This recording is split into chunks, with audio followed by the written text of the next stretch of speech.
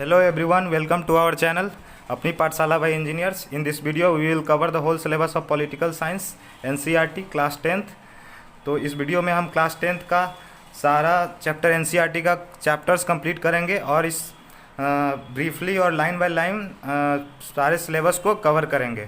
तो इस वीडियो को देखने के लिए अंत तक बने रहें और चैनल को सब्सक्राइब करें, लाइक करें, शेयर करें, ताकि आप जो भी नए अपडेट्स आते रहेंगे इस चैप्टर से रिलेटेड आप देखते रहेंगे। तो चलिए फेडरलिज्म आज फर्स्ट चैप्टर स्टार्ट करते हैं, जो चैप्टर 2 है, जो और उसका ओवरव्यू देखते हैं क्या है। तो प्रीवियस चैप्टर में हमने पढ़ा था पावर शेयरिंग के बारे में। तो पावर शेयरिंग जो हमारा होता है, जो vertical division of power sharing है, जो डिफरेंट लेवल्स ऑफ गवर्नमेंट के बीच होता है, जो जैसे कि स्टेट गवर्नमेंट, सेंट्रल गवर्नमेंट, फिर उसके बाद रीजनल गवर्नमेंट में, स्टेट गवर्नमेंट में भी रीजनल गवर्नमेंट, उसके साथ भी पावर शेयरिंग आता है। इससे क्या होता है कि हमारा स्टेबिलिटी बना रहता है। तो मॉडर्न डेमोक्रेसीज में पावर शेयरिंग एक बहुत मेजर इंपॉर्टेंट रोल प्ले करता है। तो it is commonly known as refer to as federalism. तो इसी चीज़ को जो भी हम पावर शेयरिंग करते हैं, तो इसको मतलब पावर शेयरिंग करते हैं और एक स्टेबल गवर्नमेंट को उभर के आता है, तो इसको फेडरलिज्म बोलते हैं। फिर उसके बाद फेडरलिज्म जानने के बाद हम उसको अंडरस्टैंड करेंगे कि उसका क्या क्या थ्योरीज है, क्या क्या प्रैक्टिसेस है, इंडिया में अप्लाई किया, कैसे कैसे एक्सरसाइज हुआ, उसका प्रैक्टिसेस क्या हुआ। उसके बाद फिर डिस्कशन करेंगे कि federal constitution provisions is followed by an analysis of the policies and politics that has strengthened federalism in practice। मतलब क्या क्या उसके पॉलिसीज़ है, क्या क्या पॉलिटिक्स उसमें इंक्लूडेड है, क्या क्या स्ट्रेंथेड करता है, क्या क्या उसको बढ़ावा देता है फेडरलिज्म को। तो लास्ट के चैप्टर के एंड में हम लोकल गवर्नमेंट के बारे में पढ़ेंगे और new third tier of Indian federalism, जो थर्ड टायर है, जो लोकल गवर्नमेंट है, लोकल बॉडीज़ है, उसके बारे में भी फेडरलिज्म में जानेंगे। तो ये मेरा रहा ओवरव्यू। एक minute. What is federalism? Let us get back to the contrast between Belgium and Sri Lanka that we saw in the last chapter. जो हमने लास्ट चैप्टर में देखा था, बेल्जियम और श्रीलंका में क्या क्या इंसिडेंट हुए थे और श्रीलंका और बेल्जियम में कैसे कैसे पावर शेयरिंग जो होता है उसको इमरजेंस, उसमें कैसे कैसे उभर के आए पावर शेयरिंग, और कैसे कैसे उसमें जो नेशनलिटी होता है वहाँ के। You would recall that one of the key changes made in the constitution of Belgium was to reduce the power of central government and to give these powers to the regional governments. Regional governments existed in the Belgium even earlier। जो क्या था कि वहाँ पे जो भी की changes आए थे कॉन्स्टिट्यूशन ऑफ बेल्जियम में, मतलब जो भी पावर को रिड्यूस कर दिया गया था बेल्जियम में सेंट्रल गवर्नमेंट से, और वहाँ से फिर रीजनल गवर्नमेंट को कुछ पावर दे दिया गया था। मतलब सेंट्रल गवर्नमेंट को वहाँ पे पहले क्या होता था कि बेल्जियम में सारा पावर सेंट्रल गवर्नमेंट के पास होती थी, लेकिन धीरे धीरे वहाँ पे पावर्स रीजनल गवर्नमेंट को भी दिए जाने लगे, और जो ये एक मेजर की चेंजेस था। और regional governments existed in Belgium even earlier, जबकि वहाँ पे रीजनल गवर्नमेंट्स बेल्जियम में पहले भी एग्जिस्ट करते थे, लेकिन उनके पास पावर नहीं थे। तो पावर शेयर करने से आपको पहले ही बता चुके हैं स्टेबिलिटी मेंटेन होती है, एक हारमोनियस कंस्ट्रक्शन जो बोलते हैं, एक हारमोनी बनाई रहती है, एक सामंजस्य बनी रहती है। They have their roles and powers, उसका अलग एक रोल होता है, एक पावर होता है, but all these powers were given to these governments and could be withdraw by the central government. The change that took place in 1993 was the regional government were given constitutional powers that were no longer dependent on the central government। मतलब क्या है ना कि वहाँ पे जो भी changes आते थे, जो भी पावर्स है, वो पावर्स जो ज़्यादातर गवर्नमेंट को तो दिए ही जाते थे, सेंट्रल गवर्नमेंट को। वो जो सबसे ज़्यादा जो चेंजेस टुक प्लेस हुए, जो चेंजेज आए नए नए, वो 1993 में हुए, जिसमें रीजनल गवर्नमेंट को भी शेयर करने लगे, पावर शेयरिंग होने लगा। फिर उसके बाद जो कि लॉन्गर डिपेंडेंट नहीं था सेंट्रल गवर्नमेंट पे, ताकि नहीं रह सके, इस वजह से रीजनल गवर्नमेंट को भी पावर देना गया। फिर धीरे धीरे बेल्जियम जो शिफ्ट करने लगा यूनिटरी गवर्नमेंट से फेडरल फॉर्म ऑफ गवर्नमेंट में। जो यूनिटरी फॉर्म ऑफ गवर्नमेंट और फेडरल फॉर्म ऑफ गवर्नमेंट में थोड़ा जो डिफरेंस है वो बताएंगे।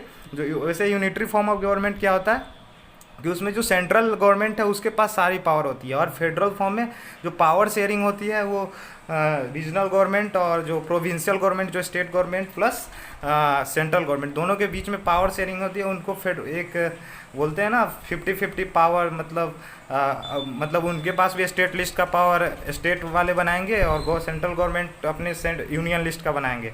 तो वो फेडरलिज्म है। यूनिटरी लिस्ट में क्या था, सेंट्रल लिस्ट में जो भी पावर वो सेंट्रल गवर्नमेंट के पास ही सारा पावर होता है। तो वो सेंट्रल ही गवर्नमेंट सारा जो भी उसके लिस्ट में आएंगे वो देख रेख करेंगे। तो मतलब जो भी पावर है यूनिटरी फॉर्म में सारा पावर सेंट्रल गवर्नमेंट के पास होता है। तो Sri Lanka continues to be for the all practices purpose a unitary system where the national government has the all the power. जो आपने लास्ट चैप्टर में देखा होगा कि श्रीलंका के पास जो सारा जो पावर्स था प्रैक्टिकल पर्पस से जो देखा जाता, सारा पावर्स यूनिटरी सिस्टम वहाँ पे था, सारा पावर सेंट्रल गवर्नमेंट के पास था, जो नेशनल गवर्नमेंट है उसके पास था।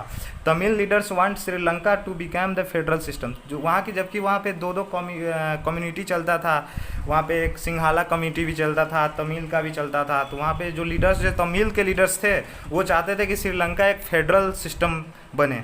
और federalism is a system of government in which the power is divided between central authority in various constitute units of the country. जो फेडरलिज्म एक ऐसा सिस्टम है, सिस्टम ऑफ गवर्नमेंट है, जिसमें पावर डिवाइडेड होता है सेंट्रल गवर्नमेंट, सेंट्रल अथॉरिटी के बीच में, और उसके वेरियस कॉन्स्टिट्यूट यूनिट्स है उसके वेरियस, जैसे स्टेट गवर्नमेंट है, रीजनल गवर्नमेंट है, तो और भी बहुत सारे हैं, आगे पढ़ेंगे।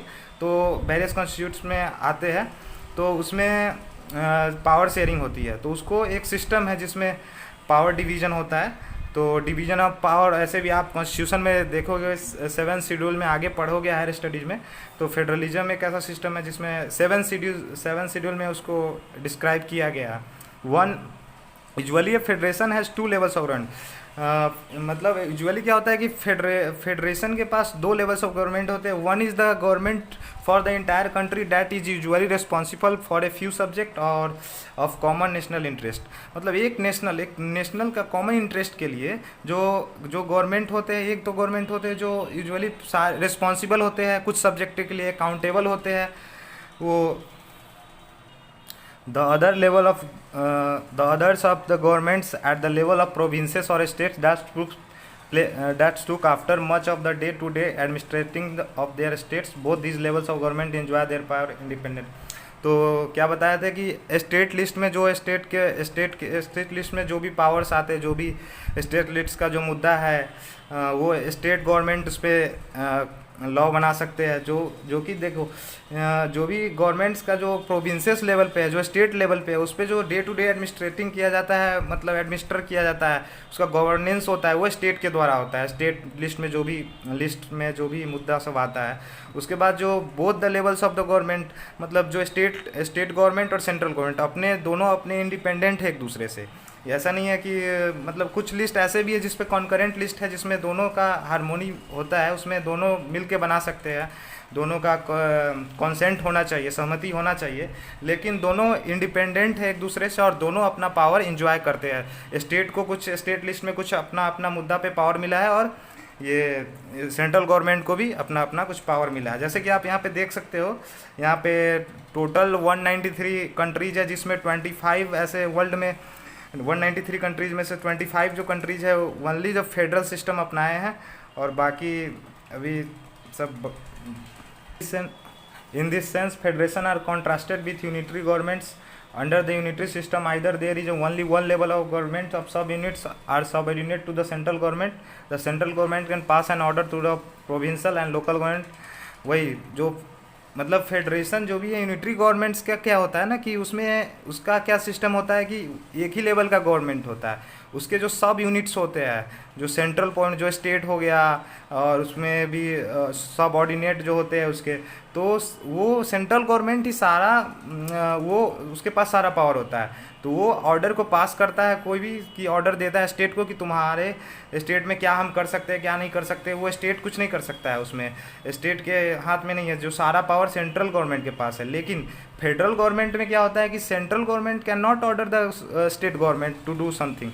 मतलब federal government central government state government को नहीं बता सकता है कि तुम क्या कानून बनाओ, क्या नहीं कर सकते हो, क्या कर सकते हो। उसका अपना इंडिपेंडेंट पावर है, बताए थे वो दोनों अपना एंजॉय करते हैं अपने अपने पावर्स। तो its own for which is not answerable to the central government, वो आंसरेबल नहीं होता है, वो मतलब अकाउंटेबल नहीं होते सेंट्रल गवर्नमेंट के लिए। Both these governments are separately answerable to the people. जो दोनों गवर्नमेंट है, जो जानते ही हो आपने, डायरेक्टली इलेक्टेड होते हैं, जो पीपल के द्वारा इलेक्टेड होते हैं, इसलिए आंसरेबल तो होंगे पीपल के लिए, वो अकाउंटेबल तो होंगे, रिस्पॉन्सिबल तो होंगे ना पीपल के लिए। Let us to cat some of the key features of federalism. कुछ की फीचर्स है फेडरलिज्म का। देयर आर 2 और मोर लेवल्स ऑफ गवर्नमेंट, 2 या 2 से ज़्यादा जो टायर।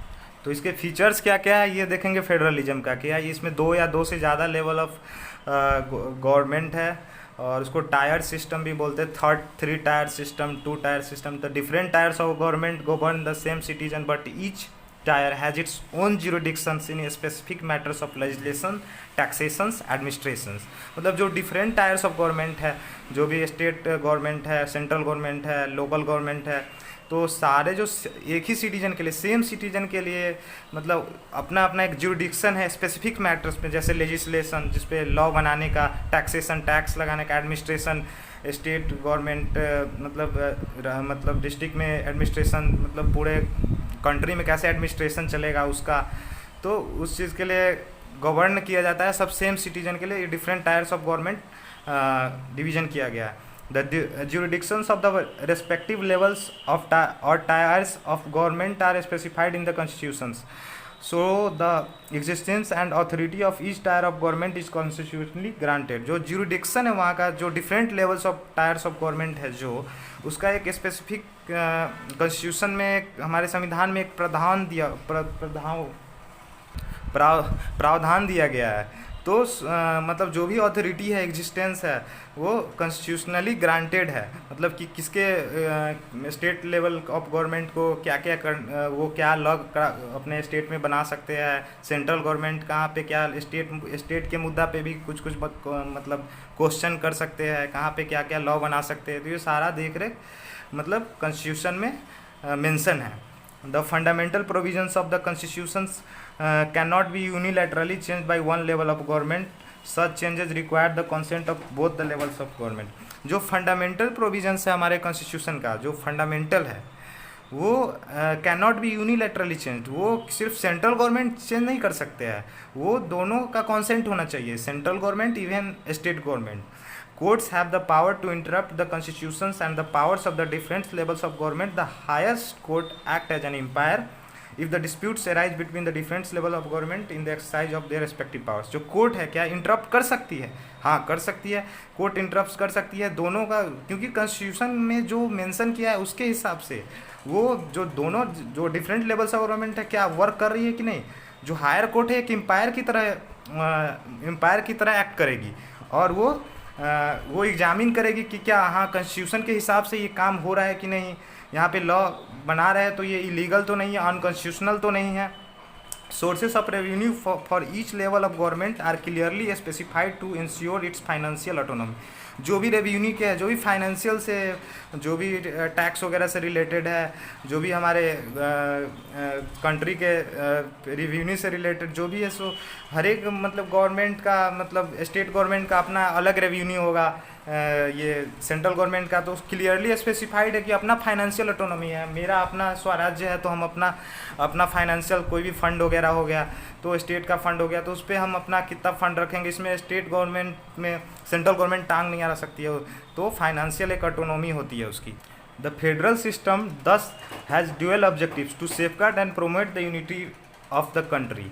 जो फेडरल सिस्टम का क्या होता है कि ऑब्जेक्टिव्स, डुअल ऑब्जेक्टिव्स है कि पहला तो है टू सेफगार्ड और and promote the unity of country, मतलब सेफगार्ड करना और यूनिटी को प्रमोट करना, मतलब एकता को प्रमोट करना। One nation one country one flag बोलते हैं ना, while at the same time accommodate regional diversity, मतलब बल्कि एक ही टाइम पे ऐसा भी देखा जाता है कि हमारा जो कंट्री है एक रीजनल डाइवर्सिटी भी है। Therefore 2 aspects are crucial for the institutions and practice of federalism. Governments at different level should agree to some rules of power sharing. They should also trust that each would abide by its parts of the agreement An ideal federal system has both the aspects mutual trust and agreement to live together. क्या होता है ना कि two aspects है, crucial for institution और practice for federalism. मतलब क्या crucial है एक एक इंस्टीट्यूशन के लिए, प्रैक्टिसेस क्या है, एक्सपीरियंस क्या, मतलब फेडरलिज्म का कैसा हो रहा है, कैसा एक्सरसाइज हो रहा है उसका. तो जो डिफरेंट लेवल्स ऑफ गवर्नमेंट है वो जो भी रूल्स बन रहा है उस पर जो पावर शेयर हो रहा है तो उस पर एग्री होना, दोनों का कॉन्सेंट होना चाहिए, दोनों का सहमति होना चाहिए, दोनों पे एक दूसरे पे ट्रस्ट होना चाहिए, कोई भी एक दूसरे से अलग नहीं हो सकता है. Abide by its parts of this agreement, मतलब कोई भी मतलब एबाइड नहीं हो सकता है उसके मतलब एग्रीमेंट से, दोनों को एक हारमोनी बना के चलना पड़ेगा. इसीलिए तभी बोलते हैं एक आइडियल फेडरल सिस्टम, मतलब बोथ एस्पेक्ट रखते हैं, mutual trust and agreement to live together. Mutual trust भी होना चाहिए और एग्रीमेंट भी होना चाहिए कि दोनों को साथ में रहना होना चाहिए. देखिए यहाँ पे देखा हुआ है कि एक Belgium works only in big countries, why did Belgium adopt it. अब जो फेडरलिज्म है जो कि बल्कि बड़े बड़े कंट्रीज़ में अडोप्ट किए जाते हैं, लेकिन बेल्जियम तो थोड़ा मतलब जैसे इंडिया के तुलना में तो छोटा ही कंट्री है, तो ऐसा क्यों अडोप्ट किया गया. तो उसका जो आप देख सकते हैं फीचर्स, क्या क्या फीचर्स थे, डेट्स वाई इट कंसिडर, मतलब बेल्जियम ने अडोप्ट किया. The exact balance of the power between central and the state government varies from one federation to another. जो बैलेंस होता है पावर सेंट्रल गवर्नमेंट और स्टेट गवर्नमेंट दोनों में वेरीज करता है federation to one federation to another. एक federation से दूसरे फेडरेशन में पावर शेयरिंग होता है, उसको बैलेंस होता है. This balance depends mainly on the historical contact in which federation was formed. ये क्या था, एक हिस्टोरिकल कॉन्टेक्स्ट में जो भी है बैलेंस है, जो भी बैलेंसिंग है, वो फेडरेशन उस हिसाब से मुद्दा उसको नज़र रखते हुए फेडरेशन को फॉर्म किया गया है. There are two kinds of routes through which federation have been formed. The first route involves independent states coming together to on their own to form bigger units so that by pooling sovereignty and retaining identity they can increase the security. मतलब क्या था कि वहाँ पे जो दो kinds, मतलब दो तरीके के रूट्स हैं जैसे कि फेडरेशन बनाने का. तो पहला रूट क्या है कि इंडिपेंडेंट स्टेट जो है वहाँ का अलग अलग स्टेट है वो साथ में मिलके एक बिगर यूनिट बना ले, मतलब एक बड़ा यूनिट बना ले, मतलब बहुत सारे स्टेट्स मिलके एक कंट्री बना ले.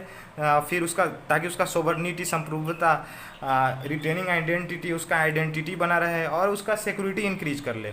मतलब this type of coming together federation include like USA. जैसे कि यूएसए में आपने देखा होगा, यूएसए में आप देखोगे आगे पढ़ोगे, यूएसए, स्विट्जरलैंड है, ऑस्ट्रेलिया, इसमें क्या है कि जो बहुत सारे स्टेट है जिसके पास अपना इंडिपेंडेंट था वो, लेकिन सारे स्टेट जैसे तब तो बोलते हैं यूनाइटेड स्टेट्स ऑफ अमेरिका, तो मतलब सारे मिल के एक बिगर यूनिट्स बनाए, सारे स्टेट्स एक साथ मिलके एक बिगर स्टेट्स बनाए, जिसको मतलब ताकि और फेडरलिज्म वहाँ पे पावर शेयरिंग में और बैलेंसिंग जो है वहाँ पे बहुत अच्छे से एडमिनिस्ट्रेशन चल पाए.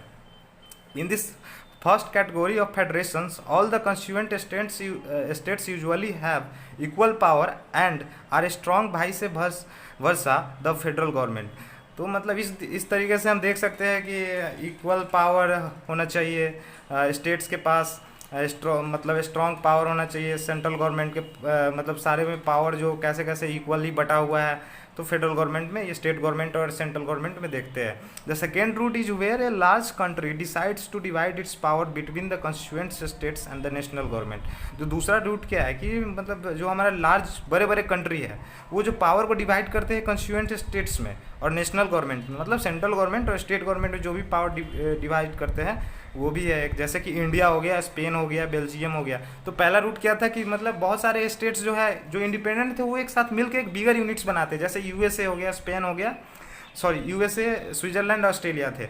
और जो इंडिया, स्पेन और बेल्जियम तो ये तो यूनाइटेड स्टेट थे ही, लेकिन इसमें जो पावर पहले यूनिकैमरिज्म, जब ब्रिटिश पार्लियामेंट में देखोगे तो आप यूनिकैमरलिज्म जो होता है ना, बाई कैमरलिज्म, तो अपने यहाँ बाई कैमरलिज्म है. तो मतलब वही बोलते हैं ना कि दोनों में क्या बोलते हैं, जो सेकेंड रूट है जिसमें क्या करते हैं पावर्स डिवाइड किए हुए कॉन्स्टिट्यूएंट्स यूनिट्स में. तो स्पेन, इंडिया, बेल्जियम में आप देख सकते हो होल्डिंग टुगेदर फेडरेशन है ये. In this second category the central government tends to more powerful, मतलब सेंट्रल गवर्नमेंट के पास थोड़ा ज़्यादा पावर होते हैं, और थोड़ा नहीं थोड़ा बहुत ही ज़्यादा होते हैं वैसे. Very often different constituents units of the federation have unequal powers. Some units granted special powers, कुछ यूनिट्स के पास मतलब स्पेशल पावर्स होते हैं और ज़्यादातर कंस्टिट्यूएंट्स के पास अनइक्वल पावर्स भी होते हैं। जैसे